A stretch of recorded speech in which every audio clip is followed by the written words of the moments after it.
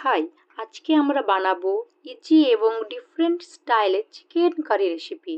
খেতে অসাধারণ, এর টেস্ট সম্পূর্ণ আলাদা। খুব সহজেই বানাতে পারবেন এই রেসিপিটি। চলুন শুরু করা যাক। আমি এখানে নিয়েছি আধা কিলো মতো চিকেন। তাতে আমি অ্যাড করে দেব 2 টেবিল চামচ আদা রসুন বাটা। তারপরে দেব পরিমাণ মতো লবণ।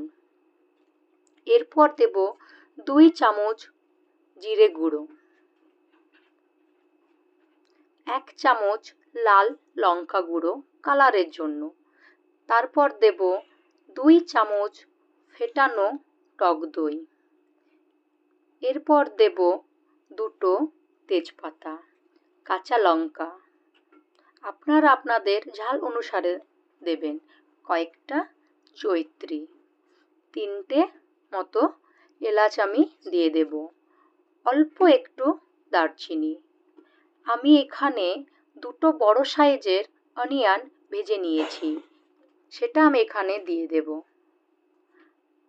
এরপর হাত দিয়ে মাংসের সাথে মশলাটা মাখিয়ে নিতে হবে। এখন এটাকে আমি 30 মিনিটসের জন্য রেখে দেব। কড়াইয়ে রিফাইন্ড অয়েল গরম করে তাতে আমি মাংসটা অ্যাড করে দেব। ভালো করে মাংসটাকে নাড়াচাড়া করে নিতে হবে।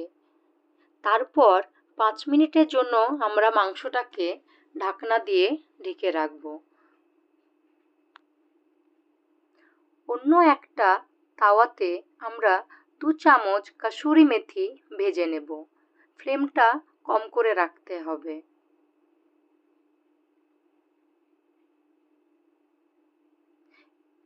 এরপর ঢাকনা উঠিয়ে আবার কিছুক্ষণের জন্য মাংসটা নাড়াচাড়া করে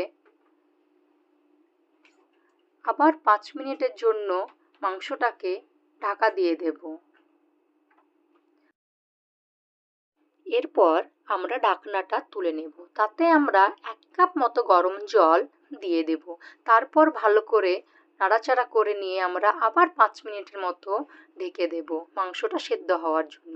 এরপর ঢাকনা তুলে দেখব তেলটা উপরে ভেসে উঠেছে এবং মাংসটা অনেকটাই সেদ্ধ হয়ে গেছে। তারপর অ্যাড করব 1 চামচ গরম মশলা এবং ভেজে রাখা কসুরি মেথি। সেটাকে আমি হাত দিয়ে একটু ভেঙে দিয়েছি। ভালো করে নাড়াচাড়া করে গরম মশলার কসুরি মেথিটি মাংসের সঙ্গে আমরা মিশিয়ে নেব। তারপরে যখন দেখব মাংসটা মাখো মাখো হয়ে গেছে, তেল ছেড়ে দিয়েছে, মশলাটা কষা কষা হয়ে গেছে, তখন আমরা সেটা একটা বলে ঢেলে নেব। এবং এই মাংসটা আপনারা গরম পরোটা, গরম ভাত, পোলাওয়ের সঙ্গে সার্ভ করতে পারেন। একবার অবশ্যই ট্রাই করবেন। ট্রাই করে কেমন লাগলো অবশ্যই জানাবেন কমেন্ট বক্সে। Please subscribe